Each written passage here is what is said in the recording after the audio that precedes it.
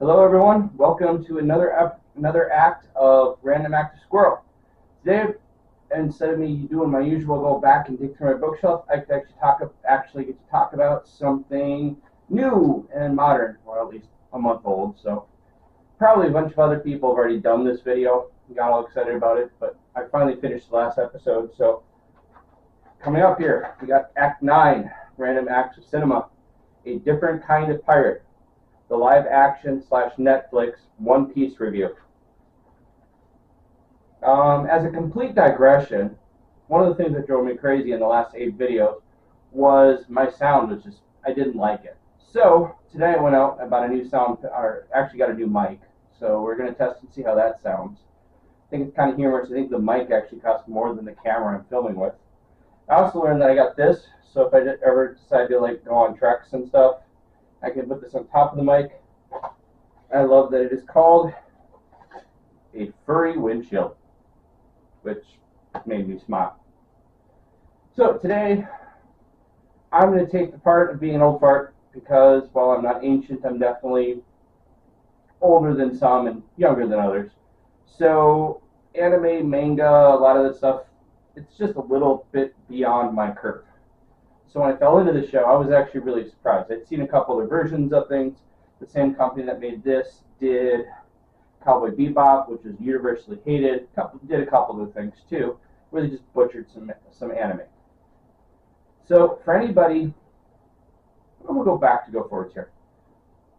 To me, the biggest deal that came in with anime, and especially anime, if you're old enough that you don't know the difference, anime is Japanese cartoons, for lack of a good phrase.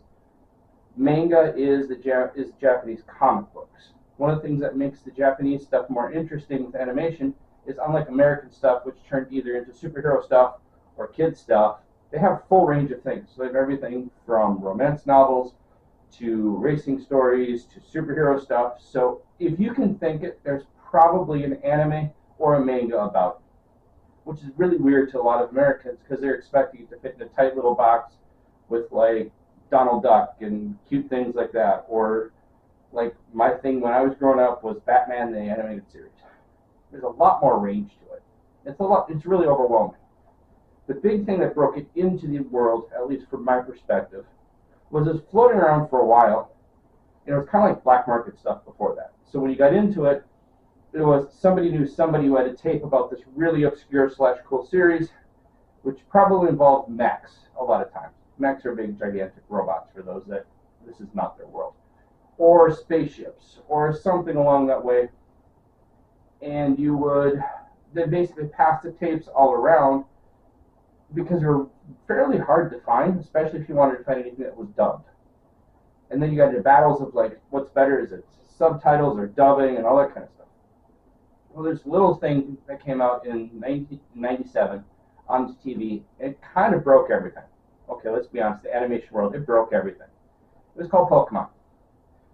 And to me, there's a clear-cut world where either you fell into Pokemon and anime and manga wasn't weird anymore, because it's what you grew up and you knew, or it was a thing that kids did and you never really got into it.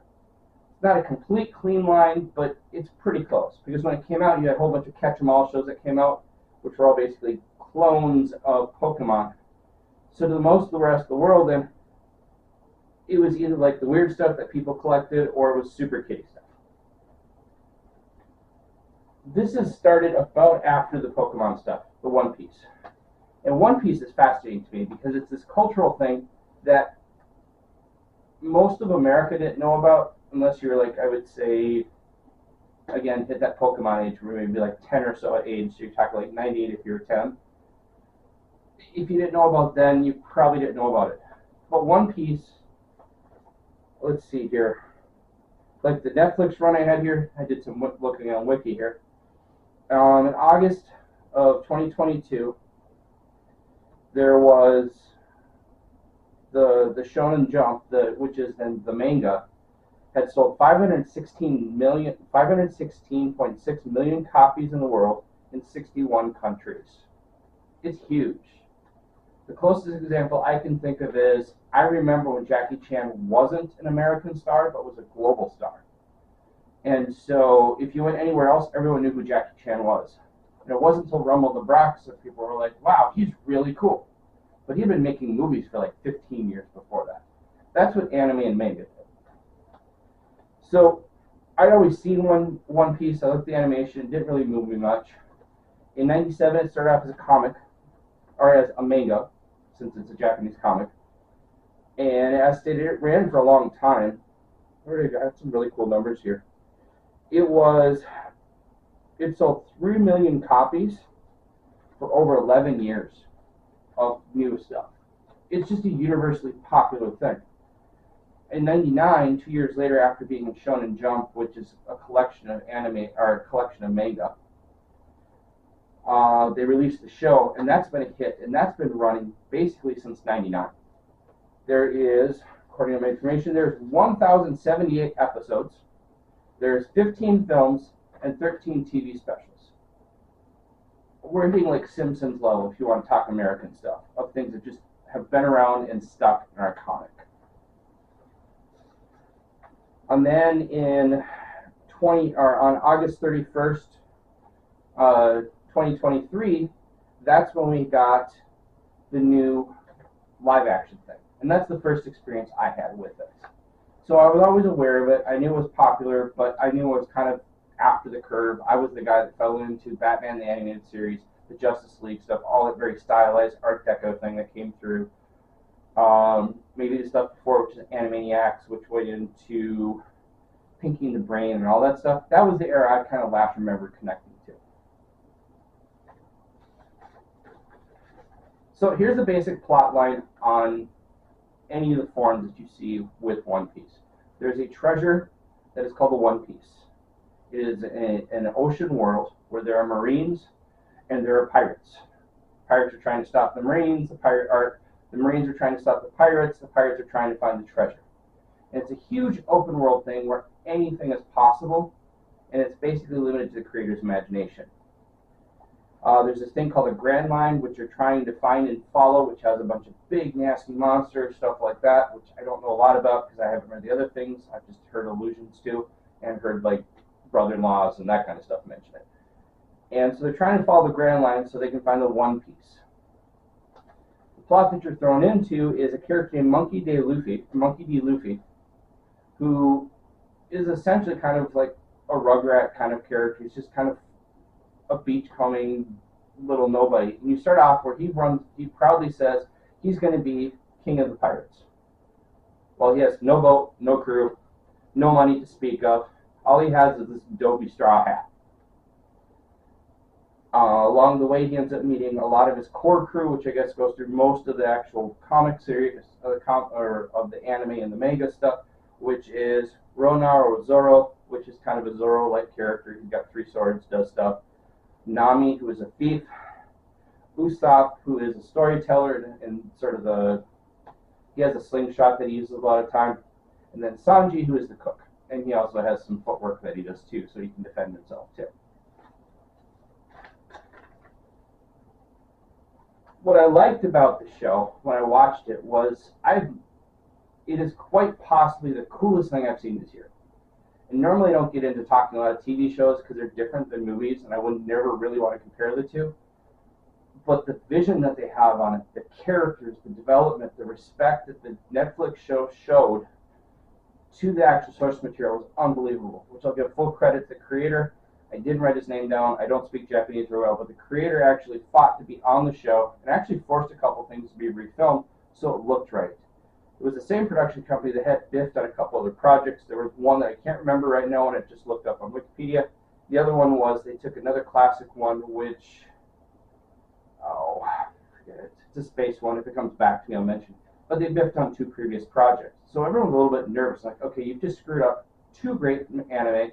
Why should we trust Netflix? And somehow they just hit it out of the park with this thing. And I think a large part comes to the fact that the creator wanted to stay involved. The characters are all simple, but they're not dumb.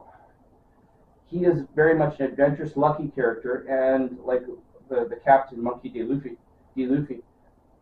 And so the same passion that drives him into stuff is the same stuff that gets him in trouble, but also ends up being the thing that helps him figure out how to get out of things. Zoro has great pride in being a great swordsman. He wants to be the greatest fighter of all time. And so the same pride that gets him to be a great swords fighter is also the same thing that'll shoot him in the foot and get him into stuff. Get my name here right since I don't know this stuff. Everybody who's a little bit younger is going to laugh at me because I'm going to butcher all this. Nami is a master thief, so then she's never to be fully trusted. Your sharpshooter is a little bit fuzzy on his storytelling, so he tends to glorify his parts and things like that. The way they developed all these characters in, so by episode 8, because it's an 8-issue series, it's amazing because you have a full captain, you have a boat, and it starts off with this guy who's hiding out in a barrel on a boat. And by the end of all this, he's got a crew of 4 or 5, can't do the math real quick, but I think it's like 4 or 5 people. He's got a fantastic boat, and he's got a reward on his head, so he's feeling like he finally made it. The show was so successful that Netflix actually approved it 2 weeks later to get a second run of the stuff, which I don't think anybody expected. So, why can't I find my paper here? Oh, there we are. This is the great thing about live editing, right? So we're going to close this off with a review. For me, I figured it was kind of cool to share that stuff, A, because it was neat to actually do the research, a lot of the longevity of the stuff. One of the people I know, they've made a point of wanting to watch every single manga or every single anime episode. It's like 1,078. You throw in the movies and stuff, like I said, that's like almost 1,100 episodes of stuff. It's I don't know, some version of the joke that I always talk about elephants. How do you eat an elephant? One bite at a time. I think that's kind of how you devour the whole series with One Piece, is about 1 episode at a time.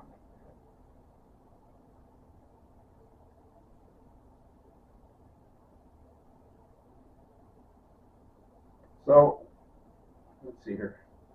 The good are like, I guess if I have to highlight a couple things, I'm going to say, let's do this one.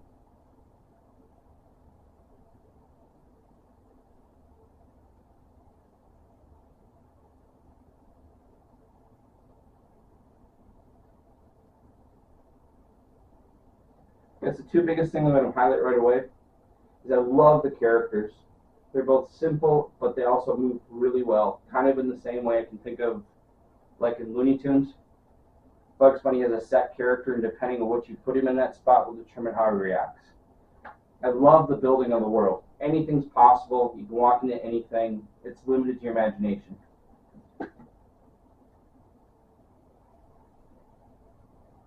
So it didn't like...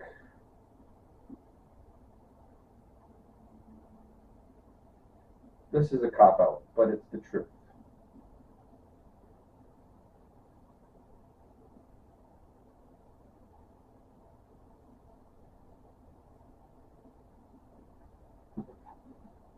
I wanted more.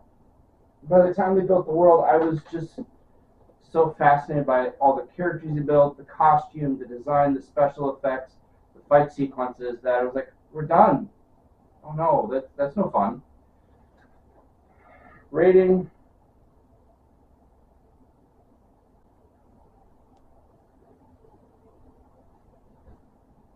I'm going to give it 10 out of 10.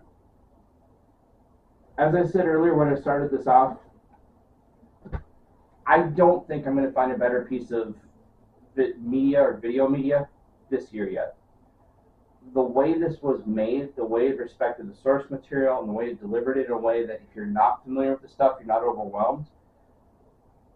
I don't think I've seen it done this well in many times.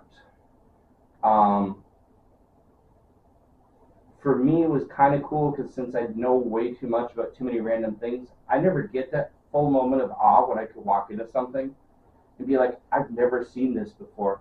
And to see something that's really epic and really well done, and then just watch it translated over well to a format that I can find a little more accessible right away, kind of miraculous.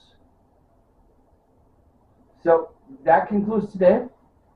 For those that were keeping score, this is the first time you get to hear it. If you like what was heard, go ahead and click the like, subscribe, leave a comment, especially in this one. Which was your favorite character? What was the thing that you liked most about in this series?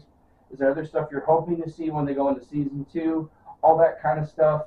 I want to pump this up. I would love, my next goal is get to 100 videos before I bring it up again. So not there yet, but maybe this is a fun where we can get started.